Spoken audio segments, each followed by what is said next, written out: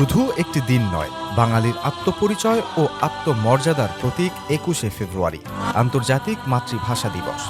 মাতৃভাষার অধিকার প্রতিষ্ঠায় বুকের তাজা রক্ত ঢেলে দেওয়া ভাষা শহীদদের প্রতি গভীর শ্রদ্ধা আর অমলিন স্মৃতির দিন ফেব্রুয়ারির ২১ তারিখ।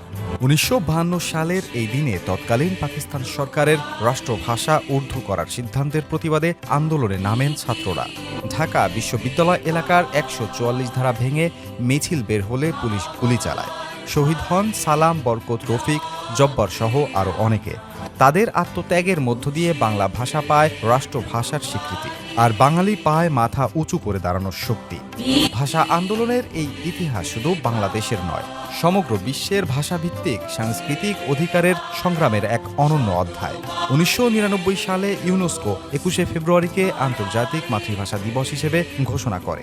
২০০০ সাল থেকে দিনটি বিশ্বজুড়ে পালিত হচ্ছে ভাষাগত বৈচিত্র্য ও বহুভাষিকতার স্বীকৃতি স্বরূপ। প্রতি বছর ২১শের প্রথম প্রহরে কেন্দ্রীয় শহীদ মিনারে ফুলে ফুলে ভরে ওঠে বেদি। নগ্ন পায়ে প্রভাত ফেরি, আমার ভাইয়ের রক্তে রাঙানো গান আর নীরবতার আবহে স্মরণ করা হয় শহীদদের। স্কুল, কলেজ, সরকারি বেসরকারি প্রতিষ্ঠান এবং বিদেশে বাংলাদেশের দূতাবাসগুলোও নানা আয়োজনে দিনটি পালন করে। মাতৃভাষা শুধু যোগাযোগের মাধ্যম নয়, এটি মানুষের চিন্তা, সংস্কৃতি ও শেকড়ের পরিচয়। ২১শে ফেব্রুয়ারি আমাদের মনে করিয়ে দেয়, ভাষার মর্যাদা রক্ষায় আপোষহীন থাকা মানেই নিজের অস্তিত্বকে সম্মান করা। ডেস্ক রিপোর্ট, চ্যানেল টিও নিউজ।